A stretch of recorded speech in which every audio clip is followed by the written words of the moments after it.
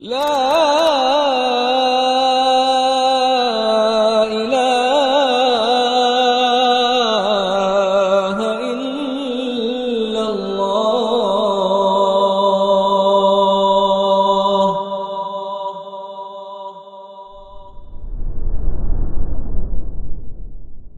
Ada macam orang yang mereka memiliki penyimpangan yang berbahaya berkaitan dengan iman kepada Allah dan hari akhir.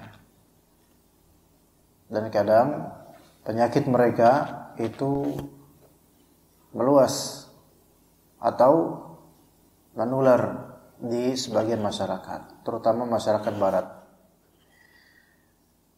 Kita tahu bahwasanya iman kepada Allah dan iman kepada hari akhir di Al-Quran dan di hadis itu seringkali disandingkan satu sama lain. Di Al-Quran yu'minu billahi wal yawmil akhir, di hadis juga gitu, man kana yu'minu billahi wal yawmil akhir. Karena dua hal ini, yaitu iman kepada Allah dan iman kepada hari akhir, itu adalah aslu kullil iman, asasnya semua iman. Baik iman kepada Allah Ta'ala itu menjadi asas dan pendorong kita untuk beramal. Begitu juga iman kepada hari akhir, asas dan pendorong kita untuk beramal. Seseorang beramal ya karena Allah, tapi juga karena ingin dapat keselamatan hari akhir. Itu untuk orang yang beriman.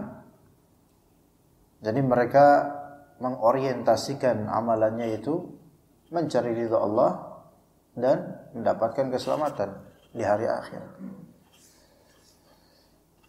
Jadi iman menjadi sebab manusia itu beramal. Orang melakukan perbuatan pasti ada tujuan. Dia nggak bakal bisa istiqamah atau terus melakukan amalan kalau nggak ada tujuannya. Ya, bahkan untuk tujuan entertaining pun itu suatu tujuan. Kenapa kita bisa melakukan misal lari pagi sekian kilometer misal? Pasti itu bukan sesuatu yang tanpa tujuan, pasti ada tujuan. Imma tujuan kesehatan murni atau memang ada tujuan ibadah dari situ. Dan kalau emang itu tujuannya ibadah, berarti ada sanding dan sangkut pautnya dengan Allah Azza wa Jalla dan juga keselamatan di hari akhir. Dan itu yang kita cari sebenarnya. Bagaimana mungkin seseorang bisa selamat di hari akhir tanpa ridha Allah Azza wa Jalla? Nah, berangkat dari itu syaitan tidak lantas berhenti untuk menggoda manusia agar mereka lari, agar mereka keluar dari keimanan. Jadi syaitan memberikan jalan untuk antek-anteknya agar mempengaruhi manusia dari istiqamah dalam bab iman, dalam pintu keimanan. Ya. Nah, adapun orang yang membebaskan dirinya dengan suatu kebebasan yang total untuk syaitan dan hawa nafsu, maka mereka tidak akan menuju keimanan kepada Allah dan hari akhir. Dan itu yang terjadi terutama pada banyak orang-orang kafir di kalangan barat. Kata Syekh Utsaimin rahimahullah, tariqatun Nabi sallallahu alaihi wasallam wa ashabihi wa tabi'in lahum bi ihsan ala siratil mustaqim ilman wa amalan. Jalannya Nabi kita alaihi wasallam dan juga para sahabatnya, para tabi'in. Tabi'in artinya pengikut, ya, follower. Lahum bi ihsan, para pengikut Nabi dan para sahabatnya dengan ihsan, dengan baik. Mereka berada mereka berada ala siratil mustaqimi ilman wa amalan. Baik Nabi, para sahabat, para tabi'in, yang mana mereka berada di atas jalan yang lurus dari dua sisi. Dari sisi ilmu lempeng, dari sisi amal lempeng. Orang-orang seperti ini, yaitu para nabi atau Nabi Muhammad SAW, para sahabat yang tabi'in, Ya'rifu dzalika. Ya, mereka mengenal, yaitu seorang, atau ya'rifu dzalika man tatabba'aha bi'ilmin wa 'adl. Siapa yang mengikuti jalannya Nabi SAW dan para sahabat, itu mengenal betul-betul akan pentingnya iman kepada Allah dan hari akhir. Faqad haqqaqul iman billah wal yawmil akhir. Mereka para nabi, sahabat, tabi'in, mereka telah merealisasikan iman kepada Allah dan hari akhir. Hidup mereka enggak luput dari iman. Dan kita ini yang Allah Ta'ala telah rizkikan pada kita untuk beriman dan beramal. Coba kita lihat bagaimana kita bisa menunaikan amal saleh yang mungkin belum seberapa kita lakukan ini, berupa sholat subuh berjamaah di tengah-tengah masyarakat yang belum Allah Ta'ala berikan kemudahan untuk akses sholat berjamaah subuh. Ya. Dan ini adalah realisasi iman. Dan pasti semua dari jemaah menunaikan sholat subuh berjamaah ada tujuan. Dan tujuan utamanya insyaallah adalah mencari ridha Allah dan juga mencari keselamatan di hari akhir. Itu pasti, insyaallah. Kenapa kita bisa dengan izin Allah Ta'ala, kenapa bisa istiqomah tiap hari sholat berjamaah? Dan bandingkan, bukan untuk menghebatkan diri kita, tapi bandingkan dengan orang yang belum Allah Ta'ala berikan hidayah untuk ini. Faktor pendorong orang-orang malas sholat berjamaah di masjid itu adalah iman yang kurang terhadap Allah dan iman yang kurang terhadap hari akhir. Benar, mereka percaya ada Allah Azza wa Jalla, mereka percaya harus menyembah Allah, mereka percaya hari akhir, tetapi kadar kepercayaan mereka itu tidak seberapa. Ya, bukan berarti kita sudah tinggi, bukan. Tapi perbedaan ini yang tampak dengan ada atau tidaknya faktor, yaitu keimanan. Manusia, seorang jika dengan iman dia beramal, maka di situ ada janji istiqamah dari Allah Azza wa Jalla.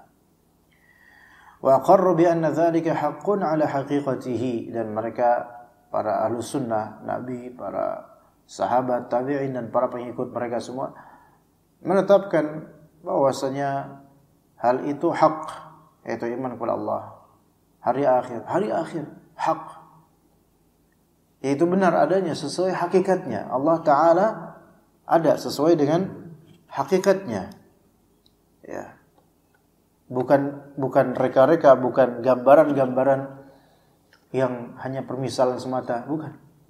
Juga hari akhir, hakikat, ada. Dan itu semua gaib. Ya, kata Allah Azza wa Jalla, Alif Mim, dzalikal kitab la raiba fihi hudan lil muttaqin, al-muttaqin alladzina yu'minuna bil ghaib. Itu mereka yang beriman kepada yang gaib. Gaib ini kan termasuk Allah Azza wa Jalla, gaib bagi kita sekarang. Tapi tanda-tanda kekuasaannya itu tampak. Juga hari akhir, gaib bagi kita. Ya. Tidak tampak sekarang. Namun tanda-tanda adanya hari akhir itu juga tampak. Ya. Jadi ini semua ada hakikatnya. Wa hum fi 'amalihim mukhlisuna lillah. Dan mereka, para nabi, para sahabat, tabi'in dan para pengikutnya, mereka ikhlas lillahi ta'ala dalam beramal. Ikhlas lillahi ta'ala dalam beramal. Pasti seseorang ketika dia kesulitan ikhlas, itu sebabnya adalah kurangnya iman kepada Allah dan kurangnya iman kepada hari akhir. Taib muttabi'una li syar'ihi, mereka mengikuti syariat Allah Azza wa Jalla. Fala syirka wala ibtida'a wala tahrifa wala takdziba. Tidak ada kesyirikan pada mereka, tidak ada kebid'ahan yang mereka lakukan, tidak ada penyelewengan yang mereka lakukan, dan tidak ada pendustaan yang mereka katakan. Sekarang kita menuju orang-orang munharifun. Orang-orang yang menyimpang dalam masalah keimanan kepada Allah dan hari akhir. Ya tentu supaya kita tidak terjerumus, kita harus tahu track mereka. Yang mana pada pagi hari ini insyaallah kita akan bahas tentang ahlut takhyil namanya. Sebenarnya kajian pagi ini ada 2 kajian. Yang pertama tafsir. Namun karena qori'nya izin jadi kita cukup 1 kitab aja hari ini, pagi ini. Orang-orang yang menyimpang dari jalur Ahlus Sunnah wal Jamaah ada 3 kelompok yang disebutkan oleh Syekh Muhammad Utsaimin dan juga sebelumnya oleh Syekhul Islam Ibn Taimiyah. Ada yang namanya ahlut takhyil, ada yang namanya ahlut ta'wil, dan ada yang namanya ahlut tajhil. Jadi ahlut takhyil, ahlu at-ta'wil, ahlu at-tajhil. Hari ini ahlut takhyil dulu, ahlut takhyil. Orang-orang yang mengatakan bahwasanya eksistensi Tuhan dan hari kiamat itu nonsens. Eksistensi jannah dan nar itu nonsens. Gak ada sebenarnya. Itu takhil, itu mereka menganggap bahwasanya Tuhan itu hanyalah khayalan. Mereka menganggap bahwasanya surga, neraka, azabnya, kenikmatannya itu semua hanyalah khayalan, janji-janji saja. Hakikatnya gak ada. Itu ahli takhyil yang menyatakan bahwasanya Allah dan hari akhir itu hanyalah khayalan, ahli takhyil. Juga nanti ada ahli ta'wil. Ahli ta'wil ya. Yaitu jadi ahli ta'wil di sini ahli ta'wil tentang hari akhir ya. Yaitu yang mereka mengimani tentang hari akhir tapi dengan tafsiran yang batil. Tentang tafsiran yang batil itu insyaallah akan ada pada waktunya insyaallah. Kemudian ada yang ketiga ahli tajhil. Ya, itu mereka yang menjadikan atau menganggap beberapa lafal-lafal dalam hadis atau ayat itu tidak ada maknanya. Sehingga tajhil mengatakan itu majhul, tidak ada maknanya. Tapi kita fokus di ahli takhyil aja dulu pada pagi hari ini. Fa amma ahlu takhyil, kata Syekh Utsaimin rahimahullah, fahum al-falasifatu wal batiniyatu wa man salaka sabilahum minal mutakallimina wa ghairihim. Ahlu takhyil mereka adalah para filosof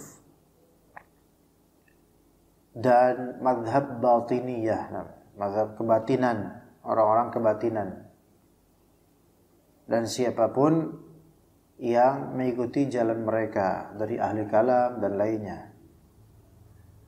Ya. Di Indonesia ini filsafat ya termasuk yang laris, tetapi kan filsafat banyak macamnya.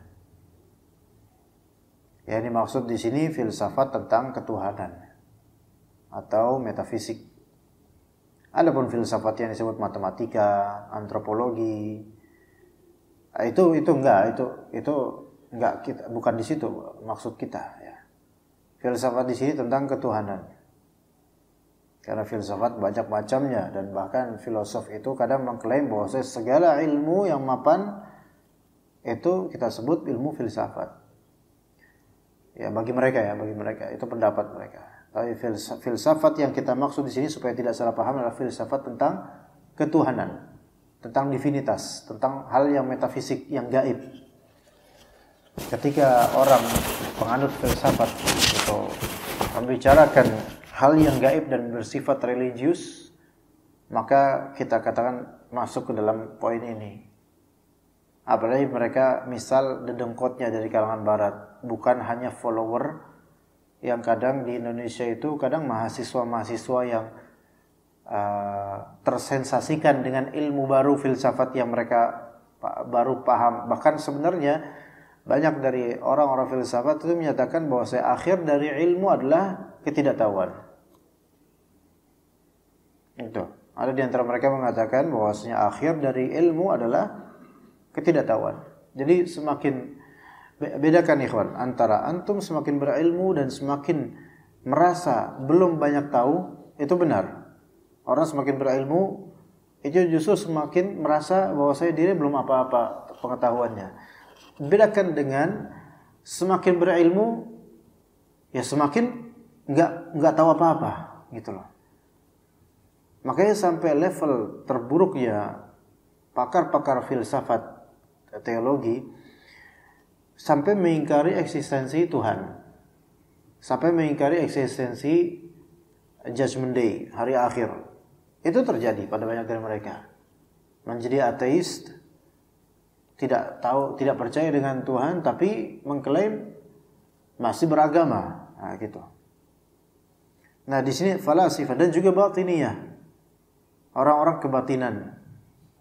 Bahkan ada juga yang menggabungkan keduanya, yaitu filsafat kebatinan. Batiniyah ini juga mazhab yang memang tidak resmi menjadi suatu label nama batiniyah, tetapi sifat ya mazhab ini itu bisa ada, terutama pada orang-orang yang masih percaya dengan roh leluhur ya, dan juga sebagian dari ekstremis sufi, sebagiannya pakai kebatinan, ilmu kebatinan, dan juga kejawen itu juga sebagiannya menerapkan ilmu kebatinan. Dan siapapun yang serupa dengan mereka, yang sebenarnya itu adalah bisikan syaitan semua untuk apa? Menjauhkan manusia dari Rabb, dari Allah Azza wa Jalla. Wa haqiqatu madhhabihim, hakikat madhab mereka ini annama ja'at bihil anbiya'u mimma yata'allaqu bil imani wa bil yaumil akhir amthalun wa takhyilat la haqiqata laha fil waqi'. Madhab orang-orang seperti ini, pakar-pakar filosof tentang metafisik dan juga kebatinan dan semisalnya, bagi mereka hakikatnya adalah apa yang didatangkan oleh para nabi yang berkaitan dengan iman kepada Allah dan hari akhir itu hanyalah amsal, hanyalah permisalan-permisalan saja. Wa takhyilat, hanyalah sebagai takhyilat, yaitu sesuatu yang khayali. Khayali itu emang nampak di pikiran, namun hakikatnya nggak ada. Itu khayal, ngayal aja lu. Nah itu berarti apa? Itu cuma di pikiran antum aja, tapi sebenarnya nggak ada, ngayal, khayalan. Itu bagi mereka hakikatnya seperti itu. Bagi mereka nonsens adanya Tuhan. Bagi mereka nonsens adanya di hari kiamat nanti ada mizan, ada neraka, ada surga dikumpulkan di pada mahsyar, dan keringatnya itu ada yang sampai telinga dan seterusnya. Itu mereka tidak percaya itu. Bagi mereka itu semua adalah takhyilat, pengkhayalan saja, amthal, permisalan saja, supaya apa? Supaya kita takut. Ya. La haqiqata laha fil waqi', di kenyataan itu enggak ada, gitu loh. Di kenyataan itu enggak ada. Ibaratnya kalau misalnya ada orang tua bilang ke anaknya, "Nak, kamu jangan bandel, nanti Allah marah loh." Maka filosof ini akan mengatakan, orang tua ini mengatakan nanti Allah marah loh. Sebenarnya nggak ada tuh, Allah Ta'ala nggak ada tuh kemarahan Allah. Ini cuma supaya anak ini jadi baik aja, sehingga diancam-ancam dengan Allah itu marah nanti. Padahal Tuhannya nggak ada, kemarahannya nggak ada. Nah itu hakikat mata mereka tuh pengennya itu gitu. Jadi segala nas-nas wahyu Al-Quran dan As-Sunnah yang menyatakan tentang Allah Azza wa Jalla, atau menyatakan tentang nikmat hari akhir atau azab hari akhir, itu bagi mereka semua adalah permisalan saja, khayalan saja, ya, yang mana memang tujuannya untuk memotivasi manusia supaya jadi orang baik, tidak jadi orang jahat, begitu. Wa innamal maqsud biha intifa'ul 'ammati wa jumhurin nas. Bagi mereka nas-nas Al-Quran, As-Sunnah yang berkaitan dengan iman kepada Allah dan hari akhir, maksud dari nas-nas itu adalah supaya memberi manfaat untuk awam dan kebanyakan orang. Karena begini loh, li'anna an-nasa idza qila lahum inna lakum rabban 'aziman qadiran rahiman qahiran wa inna amamakum yawman 'aziman tub'atsuna fihi wa tujazuna bi a'malikum wa nahwu dzalika istaqamu 'ala at-tariqati al-matlubati minhum. Karena orang-orang nih kalau misalnya dikatakan kepada mereka, sesungguhnya kalian tuh punya Tuhan yang besar, agung, maha mampu, maha merahmati, ya, bisa menghancurkan siapa saja. Dan di hadapan kalian itu ada hari yang sangat besar yang kalian akan dibangkitkan di hari itu, kemudian akan diganjari amal-amal kalian. Kalau manusia dibilang kayak gitu, ya, maka manusia akan istiqamah ala tariqatil matlubah minhum. Mereka akan berusaha istiqamah di jalur yang diminta, disuruh oleh pemimpin mereka. Karena apa? Karena dikhayalkan pada mereka janji-janji dan ancaman-ancaman. Ya, maka kayak manusia dan masyarakat itu dianggap oleh mereka ini seperti anak-anak. Ya. Dan para nabi seperti orang tua yang ngapusi sama anaknya gitu loh, yang bohong sama anaknya. Kayak gini, Pak. Kalau dulu misal kita lagi nangis nih, digendong sama ibu kita. Terus tiba-tiba supaya, kan kita lagi nangis nih, ngambek atau mungkin apa. Tiba-tiba ibu kita langsung, tuh. Apa tuh? Tuh apaan tuh yang tuh? Kayak gitu tuh gambarannya. Sebenarnya kan gambaran seperti kan sebenarnya apa? Bentuk khidah, yaitu penipuan gitu loh. Tapi tujuannya baik, supaya anak ini tenang. Gitu. Nah, orang-orang filosof dan batiniyah ini, mereka ini menganggap kita ini sholat kenapa? Gitu loh. Kan semua dari kita kan percaya sholat ini pertama karena perintah Allah. Kedua karena ya sholat ini kunci keselamatan akhirat gitu loh. Sebab keselamatan akhirat. Ini kan iman kepada Allah dan iman kepada hari akhir. Tapi bagi mereka Allah itu kan tidak ada, tidak kelihatan. Dan juga hari akhirat itu antum nggak tahu, nggak kelihatan. Kenapa antum disuruh sholat oleh Rasulullah? Supaya apa? Supaya antum jadi orang benar. Gitu aja udah gitu. Bukan karena nanti di akhirat bakal dapat surga, bukan itu. Surga itu enggak kelihatan, enggak nyata. Enggak hakiki, itu hanya khayalan, hanya janji-janji saja. Begitu. Enggak ada imannya mereka untuk masalah yang seperti ini. Jadi kadang ibarat kita, kalau kita enggak sholat, maka kita masuk neraka. Ibaratnya kayak ibu-ibu lagi gendong anaknya lagi nangis, enggak tenang, terus diketok-ketok ibunya sendiri, ngetok-ngetok ibunya sendiri membuat adanya khayalan tersebut dan nambahin, apaan tuh, awas ada genderuwo loh, gitu, supaya anaknya apa? Tenang. Jadi ibaratnya, na'udzubillah min dzalik, ibaratnya mereka menuduh para nabi itu sebagai penipu, gitu loh, sebagai penipu, na'udzubillah min dzalik. Thumma inna wa in kana hadha la haqiqata lahu ala za'mi haula thumma inna haula'i ala qismain ghulat wa ghairi ghulat. Mereka ini ahli takhyil ada dua macam. Yang pertama ekstremis dan yang kedua non ekstremis, tapi tetap dua-duanya sama-sama buruk ya. Fa ammal ghulat fayaz'umun, adapun ghulat yaitu ekstremis dari ahli takhyil ini, mereka menyangka begini, mengklaim begini, annal anbiya'a la ya'lamuna haqa'iqa hadhil umur. Mereka mengklaim bahwa para nabi itu enggak ngerti hakikat dari perkara-perkara ini.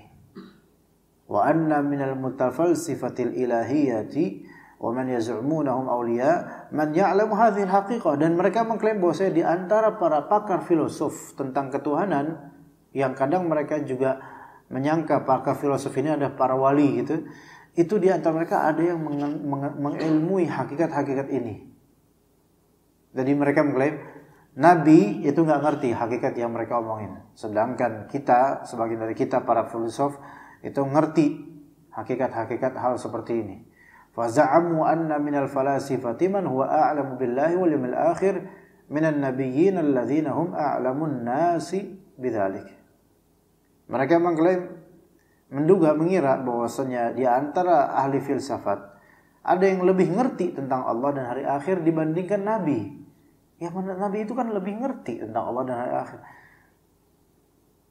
Jadi mereka mendustakan para nabi dan menyatakan para nabi ini kayaknya gak ngerti apa yang dia omongin. Sedangkan di antara kami para pakar filosof itu paham apa yang tentang kehidupan ini dan tentang apa yang disebut hari akhir atau ketuhanan. Ini yang versi Ghulat, yaitu yang benar-benar menyerang nabi dan menjadikan nabi itu sebagai bahan cemoohan, dianggap sebagai para nabi sebagai juhala, gak ngerti apa yang dia omongin. Ini jelas-jelas kufur yang nyata.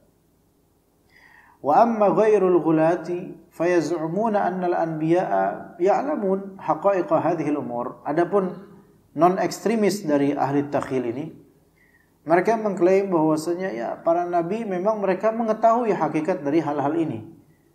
Walakinnahum dzakaru lin-nasi umuran takhyiliyatan la tutabiqul haqq. Mereka bilang apa? Ya, para nabi itu ngerti hakikat dari hari akhir, ngerti. Tapi para nabi itu menjelaskan ke orang-orang perkara-perkara yang sifatnya halusinasi atau ilusi, takhyiliyah, la tutabiqul haqq, tidak sesuai dengan kenyataan.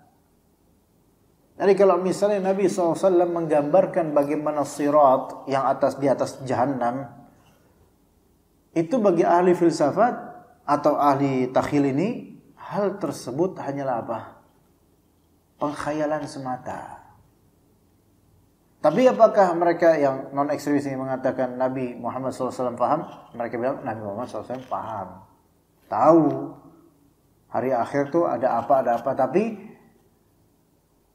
Nabi Muhammad bagi mereka ya, Nabi Muhammad SAW bagi mereka menggambarkan kepada umat dan masyarakat sesuatu yang kira-kira masuk akal aja deh, gitu loh. Supaya manusia itu bisa mengkhayalkannya. Namun sebenarnya hal itu tuh nggak ada, gitu loh. Hal itu nggak ada. Dan bagi ahli takhil ini maksudnya Nabi Muhammad itu baik. Apa? Litaquma maslahatun nas. Agar maslahat kebaikan manusia itu terwujud. Ya. Jadi kalau misalnya Nabi Muhammad menyebutkan ada bidadari di surga, itu kan supaya orang-orang itu laki-laki terutama semangat beramal. Ya. Kalau di Al-Qur'an disebut keburukan jahanam, kejelekannya sampai kulit kebakar, sampai gosong, kemudian hangus, kullama sampai matang, kullama nadijat juluduhum badalnahum juludan ghairaha liyadzuqul azab. Kemudian setelah hancur itu kulitnya diperbarui lagi dong oleh Allah Azza wa Jalla. Itu kan ada di ayat di surat Nisa. Namun orang ahli takhil ini mengatakan ini adalah khayalan, yang mana ini dengan tujuan ini enggak sesuai dengan kenyataannya nanti yang terjadi nanti. Tujuannya adanya deskripsi seperti ini supaya kita itu membayangkan ngerinya itu dan kemudian supaya kita enggak mau berbuat buruk, gitu aja. Tapi apakah nanti ada hal kayak gini? Enggak ada kata mereka gitu. Makanya dianggap ini sebagai apa? Khayalan. Jadi kan seolah-olah apa? Al-Qur'an atau hadis Allah Azza wa Jalla dan Rasulnya itu seperti na'udzubillah min dzalik, seperti menipu gitu loh. Enggak. Ini kalau misalnya kita lewat wahana nih, ikhwan. Gini-gini aja. Udah banyak terbukti mungkin ya di kampung sawah kadang terjadi apa begal atau mungkin orang mabuk dan semisalnya. Ya. Nah, terus kemudian kita wanti-wanti beberapa ikhwan atau orang gitu tetangga kalau bisa lebih safe lagi, misalnya kalau udah di atas jam 12 atau jam berapa itu agak hati-hati kalau lewat daerah sini gitu. Ya. Karena pernah ada kejadian gitu, ya. Ini kan cerita, ini kan bukan khayalan, maksudnya memang sudah pernah kejadian gitu. Ya. Namun kemudian orang yang mendengar ada yang bilang, khayalan aja itu, nggak ada, itu cuma buat nakutin antum. Padahal kan di berita-berita udah ada gitu. Itu buat nakutin antum supaya antum itu lebih sigap, supaya antum itu enggak selengean atau tidak lalai misalnya. Nah, apakah orang yang memberikan wanti-wanti ini maksudnya adalah untuk membuat khayalan? Tidak, karena memang terbukti di daerah kampung sawah, misal saja ya. Beda halnya kalau emang dari awal orang itu memang membuat khayalan. Nah, itu baru. Misal hati-hati lewat tanjakan gang apa yang dia ada kalinya itu jembatan gang apa Mawar gang apa namanya nih situ? Bagol ya, yang tanjakan Cilukba itu ya. Itu kan Cilukba tuh. Jadi pas masuk Cilukba gitu, ada mobil aja gitu kan. Ya. Nah, hati-hati lewat jembatan itu. Ya. Karena itu ada beberapa pohon bambu, ada penunggunya. Kalau ini, nah ini baru khayalan. Kalau ini mah, kalau ini baru takhayul. Kalau ini jelas, nggak konkret. Genderuwo di pohon bambu itu atau penunggu yaitu monster sapu-sapu misalnya. Ini khayalan. Kita nggak percaya. Tapi kalau memang udah pernah terjadi dan logis juga, misal di situ ada begal atau misal saja suka dijebak orang yang naik motor di situ dijerat atau gimana. Nah, ini tetap kita percaya, waspada. Memang belum tentu itu terjadi untuk kita, tetapi kita berusaha waspada. Nah, ini enggak apa-apa. Apalagi kalau ada rekamannya, jelas itu, jelas hakikat. Memang ini ujian tentang masalah hari akhir. Yang mana kita belum melihat, tapi kabarnya sudah ada di Al-Quran, di As-Sunnah. Orang-orang filsafat yang seperti ini, yang ekstremis, mereka nggak tahan dengan sesuatu yang tidak kelihatan. Akhirnya mereka menafikan yang nggak ada. Cari-cari nggak ada itu, akhirat itu nggak ada, atau jannah nar itu hanya janji-janji semata, yang mana itu supaya kita baik. Ya, begitu. Orang-orang tua zaman dulu juga banyak kok yang membuat takhyil atau membuat khayalan.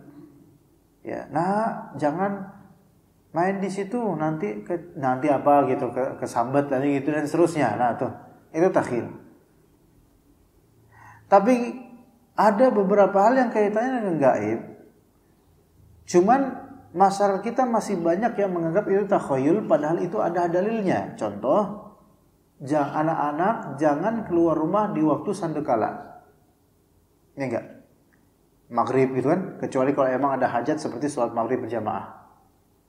Adapun kalau main keluar di waktu antara maghrib sampai isya, ya, di waktu malam mulai menyergap gitu, itu anak-anak gak boleh keluar. Bahkan pintu harus ditutup. Perintah Nabi SAW. Banyak loh dari masyarakat kita yang masih menganggap itu adalah asatirul awalin. Itu adalah dongeng klasik orang-orang baheula. Padahal kan itu kan ada hadisnya, ya. Nah, orang yang menganggap itu hanyalah dongeng klasik orang baheula, kita kalau misal maghrib mah harus tutup ini, tutup itu, terus anak-anak kecil jangan dikeluarin, nanti banyak setan keluar, itu kata orang tua kita. Enggak, itu kata Nabi SAW. Kalau antum mengatakan itu kata orang tua kita, itu antum sama dong dengan orang-orang ini ahli takhyil yang filosof dan juga penganut batiniah ini, yang mereka mengatakan ini semua hanya khayalan supaya anak-anak itu bisa tadarusan di rumah. Supaya anak-anak itu benar jangan keluyuran malam-malam gitu. Ya, hukumnya memang enggak boleh, Pak. Anak-anak, bahkan bukan anak-anak saja, ya kita kalau bisa maghrib itu jangan di luar kecuali ada hajat seperti pulang kerja, ke masjid ada hajat keperluan ke warung. Kalau anak-anak kalau bisa jangan. Ya, kalau bisa jangan. Di dalam rumah aja. Ini perintah Nabi SAW. Hikmahnya jelas ada. Dan sebabnya juga ada, yaitu setan-setan itu mulai keluar di waktu-waktu seperti itu, awal keluar mereka. Dan ternyata kejadian juga terjadi. Ada yang digondol wewe, ya misalnya, dan itu hak terjadi, walaupun kaitan dengan gaib. Ini realisasi dari warning Nabi SAW terhadap kaum muslimin agar anak-anak itu jangan dibiarkan main-main menjelang maghrib. Ya kalau kita maghribnya sekarang jam berapa? Cuma 17 lewat berapa Pak? Hah? 48. Berarti 17.30. Masukin tuh anak-anak. Iya, masukin anak-anak. Usahakan itu kadang kita itu gini loh, kita berusaha mengamankan anak-anak kita dari begal, dari maling, dari cambret, dari culik dan seterusnya, sampai kita membuat pagar ini itu, tapi terhadap setan itu kita tidak mengamankan anak-anak kita. Iya. Maka perlu kadang pembahasan lingkungan, misalnya RT, RW, bahwasanya anak-anak di atas jam 17.30 atau 15 menit sebelum maghrib itu diharuskan untuk apa? Untuk balik ke rumah masing-masing. Ya, kalau misalnya memang ada satpam, misalnya ya satpam yang menertibkan kalau bisa. Seharusnya orang tua mencari anak-anaknya gitu loh masing-masing. Ya, karena apa? Karena memang itu perintah Nabi SAW. Menjelang maghrib, menjelang malam itu tutup semuanya, tutup. Ini dalam syariat Islam. Ini bukan masalah khayalan asatirul awalin atau orang-orang debaheula, bukan. Ini memang dari Nabi SAW. Begitu. Nah, untuk hal yang sifatnya kecil seperti ini, tidak sampai hari kiamat belum. Hal kayak gini aja itu ada loh di masyarakat kita. Tapi karena kejahilan sebagian orang nggak ngerti kalau emang ini ada hadisnya, makanya mereka mengatakan, oh nggak, itu mah cuma khurafat. Ya. Buktinya saya tiap hari, ya gitu kan. Buktinya saya tiap hari tuh nggak ini selamat-selamat aja tuh keluar maghrib, gitu loh. Kalau orang dewasa mungkin lebih safe, tapi kalau anak-anak kita nggak tahu loh. Ya, memang kalau lingkungan sini udah banyak rumah pohon bambu jarang, beda sama kampung lah ya. Betul, tapi tetap kita nggak bisa aman kecuali kalau anak-anak ini ada niatan pengen sholat karena Allah yang menjaga dia, pengen tadarusan Allah yang jaga dia. Tapi kalau cuma main-main, siapa yang ngejaga? Ya, siapa yang ngejaga?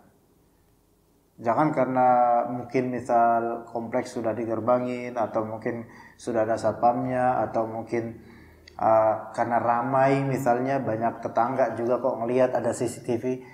Setan itu nggak ketangkap CCTV kadang-kadang.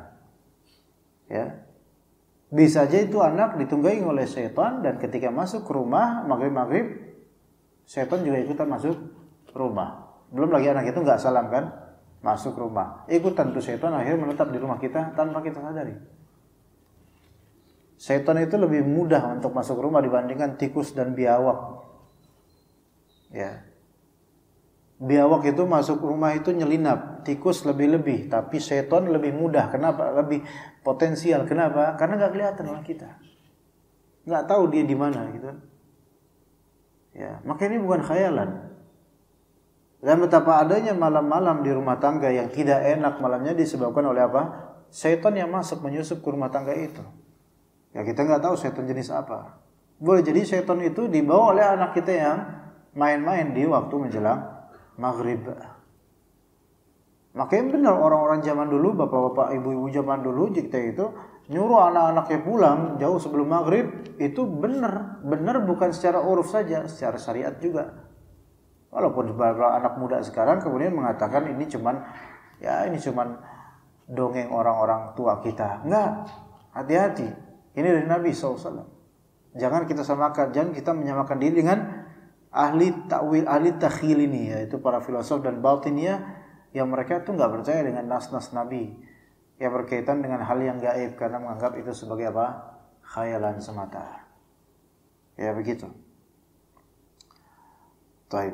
Fataifatul ula hakamat ala rusuli bil jahl. Golongan pertama yang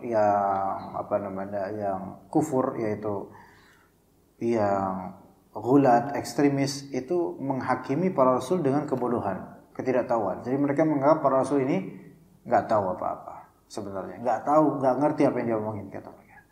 Wa taifatu tsaniyah, golongan yang kedua, hakamat alaihim bil khiyanati wal kadzib. Golongan yang kedua yaitu yang non ekstremis tapi tetap sesat, ya, itu menghakimi rasul itu sebagai pengkhianat dan pendusta. Karena ngerti hakikat hari kiamat, namun penjabarannya itu tidak sesuai dengan hakikatnya. Penjabarannya itu dengan ancaman, dengan janji, padahal itu semua tidak terwujud nanti. Hanya sebagai pendekatan saja supaya manusia itu menjadi baik dan merasa termotivasi untuk beramal. Ya, begitu.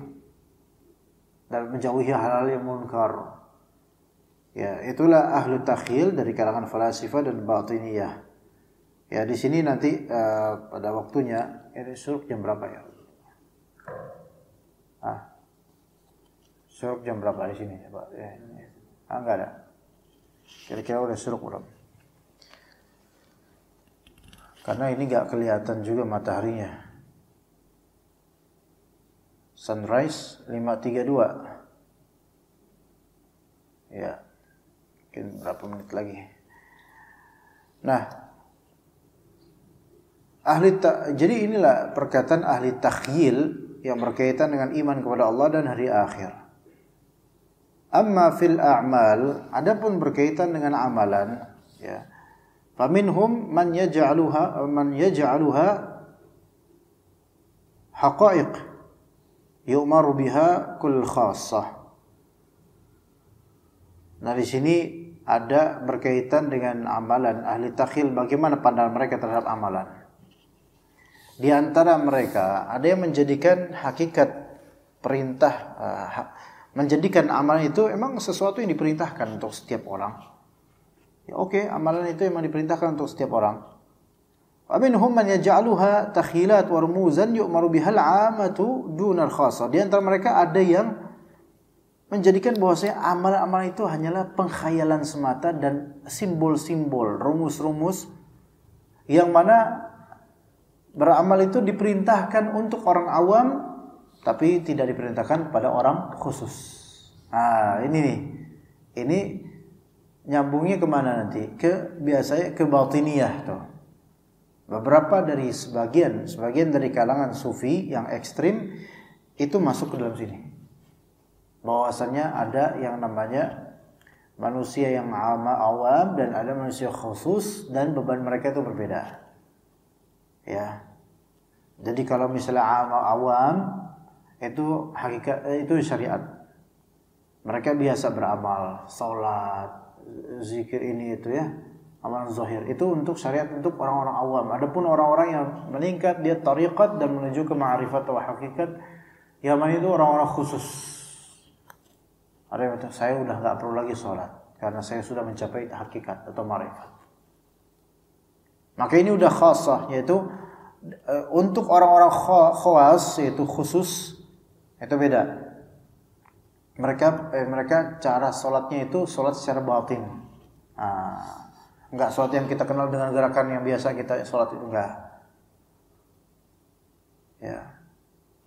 Maka kalau misalnya antum mau heran-heran lah bahwa saya banyak juga orang-orang yang dianggap wali majdzub, yang kelihatannya gila, gendeng, padahal dia dianggap wali karena dia khusus, eksklusif. Beda ini. Beda dengan kita yang masih awam. Walaupun berpakaian serapi apapun, tingkatan kita masih bawah awam syariat. Ya, itu dari segi amalan, sebagian dari orang-orang sufi yang ekstremis, ya, dari kalangan batiniyah juga, itu mereka kena di sini, melakukan hal seperti ini, menganggap seperti ini. Jadi yang antum lakukan dari sholat itu hanya tingkatan rendah dari agama antum. Namun ketika antum sudah sampai sholat secara batin, sholat dengan telepati, ya, atau bisa dikatakan fayu'awwiluna as-salata bima'rifati asrarihim, atau mereka menafsirkan salat dengan mengetahui rahasia-rahasia, terjadi kasyaf dan penampakan-penampakan, maka antum sudah sampai dalam level yang tinggi. Tuh lihat talbisnya seperti itu. Jadi orang halu malah, orang benar malah dibilang halu, orang halu malah dianggap benar gitu loh. Ya ini kebalik, kaki di kepala di kaki. Ya. Dan juga mereka menafsirkan as-siyam bi kitmani al-asrar, yaitu puasa itu dengan cara apa? Menyembunyikan hal gaib atau rahasia-rahasia. Itulah puasa, nyembunyiin rahasia-rahasia itu puasa. Dan mereka menafsirkan al-hajj bis-safari ila syuyukhihim wa nahwi dzalik. Bahwasanya haji itu bukanlah gerakan perjalanan ibadah menuju ke tanah suci, bukan. Melainkan haji adalah safar ke guru-guru mereka. Itulah haji. Itu adalah haji. Nauzubillah min dzalik. Adapun haji yang dilakukan oleh kaum muslimin ke Mekah dengan segala ritualnya, maka itu haji versi syariat, itu untuk kalangan awam. Adapun untuk kalangan khusus, ini beda makomnya, beda bebannya. Hajinya mereka adalah safar ke ustadz-ustadz mereka. Jadi kalau antum bertamu ke kediaman ana, entah nomor berapa, maka itu apa? Antum sudah menunaikan haji. Itu. Na'udzubillah min dzalik. Ya. Wa haula humul malahidatu minal ismailiyati wal batiniyati wa nahwihim. Mereka adalah orang-orang malahidah. Ya, sebenarnya mereka ateis. Dari kalangan Ismailiyah, dari kalangan Batiniyah, ini firqah-firqah. Golongan-golongan yang menyimpang. Ya, adapun kalangan Sufiyah, sebagiannya ada yang seperti ini, namun sebagiannya enggak seperti ini. Jadi beda-beda. Tasawuf itu kan beragam macamnya. Tapi ada yang seperti ini dan ada yang tidak setuju dengan hal seperti ini. Ya, jadi kerusakan mereka ini jelas. Fasadu qawli haula ma'lumun bid-daruratil hissi wal 'aqli wasyara'. Rusaknya perkataan mereka ini adalah hal yang maklum, diketahui oleh keindrawian kita secara daruri, secara asli absolut, dan juga secara logika itu salah, secara syariat kita bisa menyalahkannya. Ya begitu ya ikhwas sekalian. Baik. Kita udah masuk syuruk belum ya? Udah ya? Ya kita cukup sampai sini insyaallah. Ini kajiannya satu aja. Ya insyaallah kita ketemu pada pekan depan, kajian tafsir Al-Muyassar. Ya, dan juga apa satu lagi kajiannya? Tafsir Muyassar dan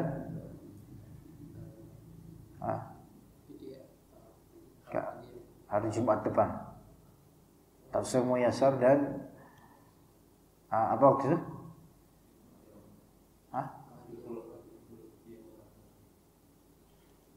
Apa Pak? Fiqhul Adiyah wal Adhkar, fikih doa dan zikir Syekh Abdul Razzaq. Ya. Insyaallah ketemu pada Jumat depan insyaallah. Sallallahu ala nabiyina Muhammad wa ala alihi wa sahbihi ajma'in. Subhanakallahumma bihamdika asyhadu an la ilaha illa anta astaghfiruka wa atubu ilaik. Assalamualaikum warahmatullahi wabarakatuh.